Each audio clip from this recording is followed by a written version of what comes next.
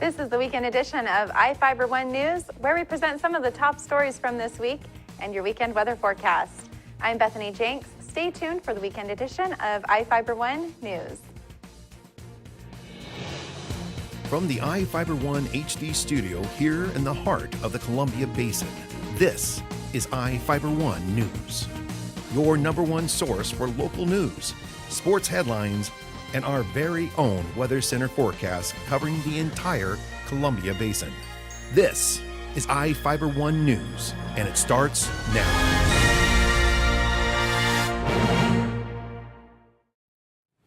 One of our top stories for this week was about a mock DUI crash organized by Quincy High School seniors to raise awareness of the dangers of drinking and driving. Reporter Jeff Chu has the story.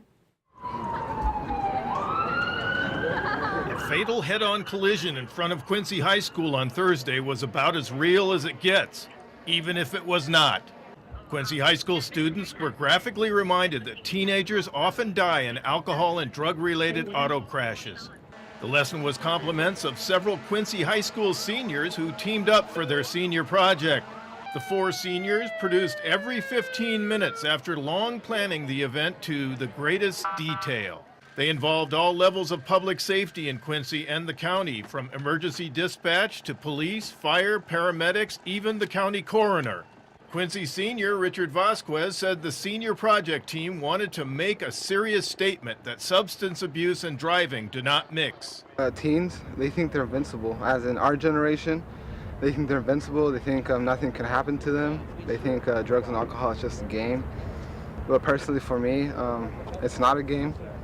And we just want to reach out to them, and this is pretty much showing them what can happen to you if you're under the influence of anything, period. Senior Beulah Hope explained why she got involved in the project. I wanted to make a difference to the people in Quincy and get the message across that you shouldn't drink and drive. The students are producing a video about the fatal crash and conducted interviews with those affected, such as the mother of the teen victim who died in the crash. Senior Ian Allen recorded the event for the video, and a drone with a camera shot video overhead. We actually got the idea from my health teacher last year when I was a junior, named Miss Sawyer. She showed us a video clip that other students did in our area, and I was like, that seems kind of cool. And she asked everybody in the class who would be interested in actually bringing this to our high school. And of course, I thought, hey, that would be neat. Seniors Cynthia Diaz and Kimberly Reese were among the 8 volunteer students who played crash victims. Crew members of Northwest MedStar, the region's critical care service, landed a helicopter on Quincy High School's football field to airlift youths with possible head injuries to the hospital in Seattle. Grant County coroners placed the victim's body in a body bag for transport to the morgue. I'm Jeff Chu for iFiber One News. In Moses Lake, City Manager Joe Gavinsky announced his resignation this week after previously being fired and then reinstated by the City Council. Reporter Cameron Probert has the details.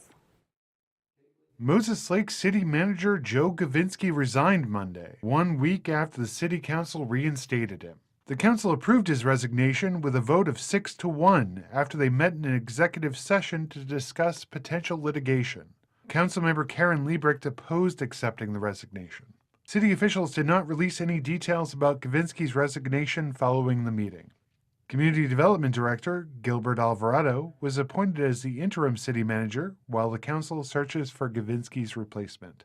Gavinsky worked as a city manager for about 35 years, starting shortly after the eruption of Mount St. Helens, according to a statement read by Councilmember John Lane. Gavinsky worked on developing a wastewater treatment plant, the Surf and Slide Water Park, and the Larson Recreation Center and ice rink during his tenure. Finally, Joe has demonstrated that he has had the best interests of the city of Moses Lake in mind.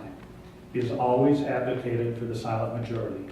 He has unselfishly fought for those things that would make Moses Lake a better place to live and visit for generations. As a person with great vision, Joe has always thought about the possibilities for making things better in the future. For iFiber One News, this is Cameron Probert reporting. And now we take a look at people being sought by law enforcement. This is Sheriff Tom Jones with the Grant County Sheriff's Office. Each of the people you see here have a warrant for their arrest. If you see any of these people, we ask you do not attempt to detain or apprehend them, but call us at 509-762-1160 or send us an email at crimetips@co.grant.wa.us. If the person is presenting a danger, call 911. With your help, we can bring these people to justice and make our community safer. We'll be right back after this. At Moses Lake Community Health Center, we have had the privilege to serve the local communities since 1978. What I like about working at this clinic more than any other clinic that I've worked at is the patient care. With the patient care team that we've assembled, it allows us to take care of as many facets of the patient and their family's needs. Please take the opportunity to experience the high-quality care provided at our clinics.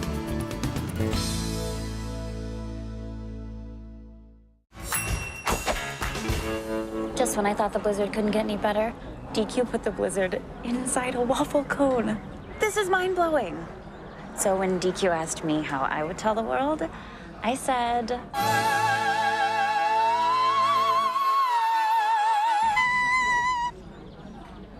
Sounds better in Italian. Pretty impressive, Liz. Any blizzard, like confetti cake, now in a fresh-baked waffle cone. This is fan food, not fast food. Well, hi there, everybody. Meteorologist Don Morelli with you as we take a look at our forecast, brought to you by Bud Cleary Toyota dealers. Toyota, let's go places. And the headlines calls for a little cooling trend for the weekend, but not too bad. A little bit below seasonal levels. Still be nice. Just a little breezy by the time we hit Saturday afternoon, if not earlier. And then the winds settle down on Sunday, but still a little cool. And then we look for a little brief pop in the thermometer Monday, but another cold front comes quickly across Monday night into Tuesday, and that could provide a few showers and more gusty winds by Tuesday. 67 this afternoon, 38 this morning, no precipitation. Normally 61 and 37 should be where we should top out and bottom out at. 78 back in 1968 was a record high. So we had about a 5, 6, 7 degree above normal day today. We'll be about 2, 3, 4 degrees below normal tomorrow. 67 and 34 the extremes in Moses Lake. So very similar day and a very pretty afternoon. Currently outside, we're seeing a little high clouds drifting on in advance of the cold front moving into our west, 64 degrees. And the southwest breeze a little gusty, and it'll remain gusty as it shifts to the west overnight tonight. Here we are, most of the moisture west of the Cascades right now, but we see it squeezing out in the form of some snow in the higher elevations. Snow level actually starts around 4,500 feet and drops to around 2,000, 2,500 feet. So could be a little slip and slide if you're heading west overnight tonight through the first morning hours tomorrow. During the day tomorrow, you notice how we saw a little pop-up of green pockets here and there. The instability in the air will be there. I'm not looking for too much. I'm just looking for basically cooler, breezy Saturday. Sunday looks nice, and here we are midnight or so, Sunday night, Monday morning. Here's that next system. And again, that front has eyes on us for Monday night, Tuesday, but we'll pop the thermometer back in the mid-high 60s on Monday. Here's our forecast for Saturday. Temperatures west of the Cascades a little cool. That ocean breeze, upper 40s, lower 50s. Showers, possibility, and windy conditions even into the inland northwest. But here in the basin, we're looking for partly cloudy to at times maybe even mostly cloudy afternoon as the clouds form during the heat of the afternoon, heat of which is be around upper 50s. Again, that's about 2, 3 degrees below where we should be this time of the year. So let me take you through the weekend. A little chilly in the mornings, especially Sunday morning. I mentioned this yesterday. Could be some patchy frost to wake up to. Windy Saturday, not so windy on Sunday, a little warmer Monday, and showers into Tuesday, and really not warming up until mid to late week next week. But really, hope you have some great plans for the weekend. Just hold on to your hat, because the winds will be blowing. Hi. Hi, I see here on my glasses that it's your sales event. Yeah, we have low APR financing and some great lease offers. Check out the bold new Camry. Wow, that's really nice. I gotta get a closer look. Wow, there's so much stuff. Careful. If I could just see where I was going. Right now, you can lease a new 2015 Camry for $199 a month with $750 lease bonus cash. Plus, every new Toyota comes with Toyota Care, our no-cost maintenance plan. Now this is cool. That's easy to see. Toyota, let's go places.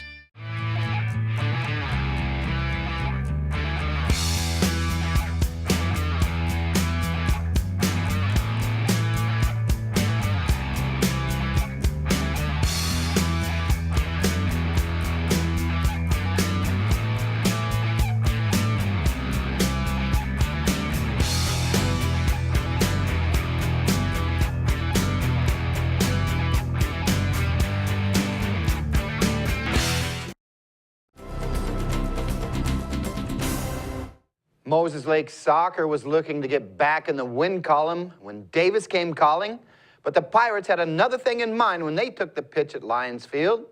Here's Sean Wells with the story. It was a big conference showdown with Moses Lake hosting Davis. Moses Lake was one game ahead of Davis in the standings and needed a win to remain in second place. Both teams had chances early in the first half but couldn't find the back of the net. As the half went on, play got chippy for both teams. The Pirates' Samuel Rodriguez got the lone first half goal for Davis to take a 1-0 lead in a half. Michael Reyes scored a quick second half goal for Davis, increasing their lead to 2-0. In the 78th minute, Moses Lake's Devin McCormack netted a goal for the Chiefs, but it wasn't enough for Moses Lake as Davis's Armando Olia put in another late goal to take the contest 3-1. Michael Reyes was the man of the match for Davis with 1 goal and 2 assists. Grant Brunel had 3 saves for Moses Lake. The Chiefs travel to Wenatchee this Friday to take on the first-place Panthers. For Fiber One News, Sean Wells. The Chiefs shut out Sunnyside 13-0 in Big 9 action at Larson Field. Marnie Skinner had it going on, tossing a no-hitter and striking out 14 of 15 batters she faced. The Chiefs' ace looked to be in mid-season form as she mowed down 13 Grizzlies through 4 1/3 innings. Her perfect game was tarnished by a groundout in the 5th. Moses Lake led 4-0 after the first inning was in the books. Tia Radich crushed this ball to left field, and the Chiefs tacked on 4 in the 2nd to blow the game wide open. Moses Lake pounded out 11 hits in the game, led by Jasmine Jesse, who was 2 for 2 with a triple and 2 runs scored. It was the 6th win in a row for the Chiefs, who moved to the top of the Big 9 standings with a 4-0 record. The team is 6-0 overall. Moses Lake baseball is looking to repeat as Big 9 champs and make a deep postseason run in 2015. Reporter Sean Wells had a chance to catch up with Coach Quince Whitaker to find out if the team has what it takes to accomplish its goals. Moses Lake baseball is in full swing. With conference games underway, the Chiefs are focused on a common goal, making it back to the playoffs. Chief head coach Quince Whitaker sees his team improving every day. You know, right now, I think the most important thing for us is just to go getting better every day. I think that's at the high school level, there's such a room for improvement and throughout the whole squad. So I think that's one of our big things. Obviously, we have the ability and want to be able to hopefully get to the next round and take it a step farther, and that's one of the things we've talked about. Coach Whitaker has high expectations for his team and relies heavily on his senior class. Coming back this year, we bring back 11 seniors, so we've got an experienced group. Some of them have more varsity experience than others, but again, just a group that we have high expectations for going into the season. So, Moses Lake senior Jaime Vela thinks his team is ready to take the next step. Jaime believes this senior class is special. These 11 seniors, these guys are amazing. I mean, we've been together since we were 9 years old. This is a group of guys that really mesh well. I mean, we're together all the time, not just on the field but off the field. And having the 11 leaders on the field, it really helps. It helps us come together. One of us can be having a bad day, somebody else is going to be there to pick you up. That's the nice part about having a brotherhood like we have. I mean, it's an amazing feeling, and I wouldn't trade it for the world. These guys are my brothers, and I love them. For Fiber One News, Sean Wells. The weekend is finally here. Hope you get a chance to get out and enjoy a little downtime. We'll be right back after this. Hello, my name is Cheryl Kono. I am your local Ephrata Farmers Insurance Agent. Here at Cheryl Kono Insurance Agency, our customers always come first. We don't just work here, we live here. Please stop by the office, call, email, or Facebook me for a free auto, home, life, business, or farm and ranch quote today.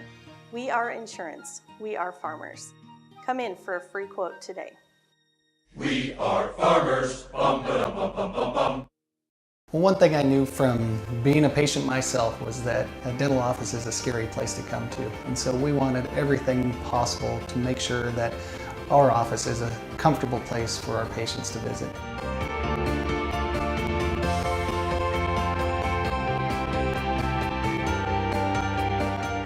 The patients that I have, my clients, have made me a part of this community, and we want to give back in every way possible.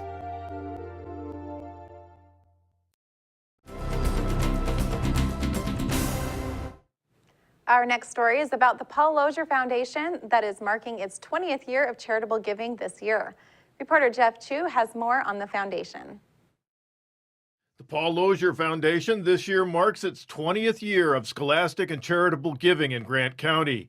It's an Ephrata-based nonprofit organization that has had great impact on the county's communities and their students from Coulee City to Mattawa. Since 1997, Paul Lozier Scholarship Foundation has awarded nearly 4,000 scholarships of more than $8 million. During that time, the Paul Lozier Charitable Foundation has awarded grants of nearly $8 million for community projects around Grant County. Paul Lozier Foundation trustee Mike Tabler explained the nonprofit organization's goal. Every incorporated community in Grant County, we want to have a significant amenity that bears the name of Paul Lozier on it. We've got the Learning Center and the athletic fields in Moses Lake. We've got the gymnasium facility up in Coulee City, and that's just the start. We want to have something significant for the other communities in Grant County as well over time as we look at what some of our long-term goals are. Tabler described the foundation's makeup and assets. And we're a little bit different than a lot of private trusts in that we have a very diversified asset portfolio. We have somewhere in the neighborhood of $25 or $28 million in assets today, but a lot of that includes farmland. We have about 1,800 acres of irrigated farm ground. We have several thousand acres of dryland farm ground. We have commercial real estate in downtown Seattle that we rent. We have commercial real estate in Grant County, and of course we have our investment portfolio with Edward Jones. When Paul passed away, the value of his estate assets was approximately $15 million. Today, as I said, we're over $25 million, and that's after having given away over $16 million worth of scholarships and charitable gifts. It all started with farmer Paul Lozier, who amassed great wealth in Grant County. In the late 1960s and early 70s, Lozier developed some of the Grant County land he had acquired. He cleared brush, leveled ground, and installed center pivot irrigation systems so his land could be used for irrigated farming. Tabler runs the organization with his daughter, Chelan Klein, but he says the foundation is really all about Paul Lozier and his vision. To come up with this concept sort of boggles my mind, and I wonder if he had this much vision or if he just, in a sense, sort of stumbled into it. But I'd give anything to have an hour with him today to see what he would say about the impact that he's had on the communities and the lives of the people that he's touched through his charitable foundations. It's pretty powerful stuff, really. As the son of French immigrants, Lozier's life is an American success story. As a boy, Lozier helped his family's sheep business. Lozier assumed responsibility for the family operation in the late 1940s and gradually shifted from sheep to cattle. He was well known for his industry as well as his frugal lifestyle, but he had a vision to set up a charitable fund and did so along with Moses Lake attorney Brian Dano. That was done before Lozier died of prostate cancer in 1995. Lozier approached Tabler, a close friend, before he died and asked him to be the foundation's trustee. Tabler says he's enjoyed seeing the positive impact that Lozier's student scholarships have made over the years. Watching the difference that the scholarship program has made, particularly with some of the minority populations, has really been overwhelming to me at times to see how some of these young people come here with their various tales and how they go out and receive their educations and now are coming back to Grant County and making a difference in other people's lives. Tabler said the Paul Lozier Foundation is now accepting donations. He explained why. I think that our track record here is such that we are getting more and more interest from estate planning lawyers and from people who are thinking about their own estate plans, wondering if they can somehow be part of the Lozier Foundation. Tabler said heading up the Paul Lozier Foundation has had a profound effect on his life. I tell people all the time, it's good to be me. I'm Jeff Chu for iFiber One News. We'll be right back. Have you been to iFiber1.com? The most up-to-date news in the Columbia Basin is just one click away. With news, sports, and weather, you can stay in the know with what's going on in your community. Read your news on the go by visiting iFiber1.com on your tablet or even your phone. Follow us on Facebook for quick updates and discuss the news with others in our area. Your #1 news source in the Columbia Basin is i5r1.com. Check it out today. What's white and yellow and red all over? If you said the local book telephone directory, the one with the purple sunset on the cover, then you're right. In print and online at statewideyp.com, it features up-to-date local maps, community information, and a calendar of events. With a restaurant dining guide with full local menus and a reverse directory, you're sure to find the number you're looking for. It's the best way to get the information you need. Pick up a copy of the local book today or visit statewideyp.com.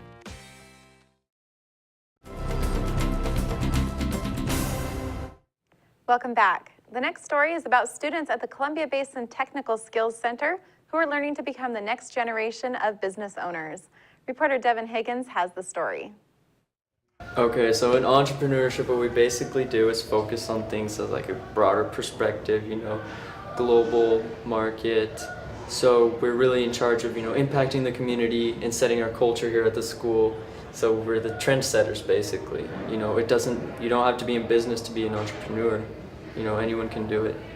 We spot like what's big right now. So we'll look at it as like a global market. So right now we have a project with foods where we have we're sending a cookie recipe over to South Korea, where they're on a whole health kick right now.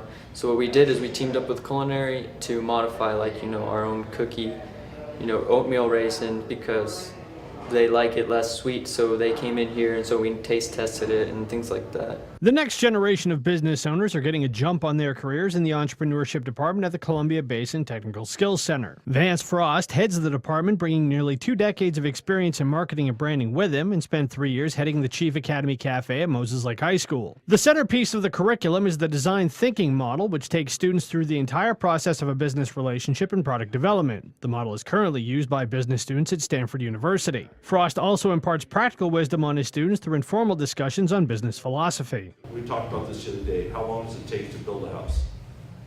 Months, years. How long does it take to burn down that house? Minutes. Hours. Yeah, minutes. It comes down. So you guys can spend all that time developing those relationships. Now, easy it is to get flipped with somebody right before you leave. Sophomore Davin Donby is the first to admit he struggled through high school and became a student that teachers tend to write off. Joining the class and working with Frost has changed that in a good way. Oh yeah, I definitely was labeled as one of the people in the bad crowd. I was the typical teenager with the long hair, basketball shorts, skater, smoking pot, got a joint behind my ear. But I've really evolved from that more into a professional thing, but I still have fun. I definitely think Mr. Frost has been a big part of my evolution and making me kind of where I am today from where I was last year. But I think I could have changed myself. Just Mr. Frost was the person that really set me in motion for it.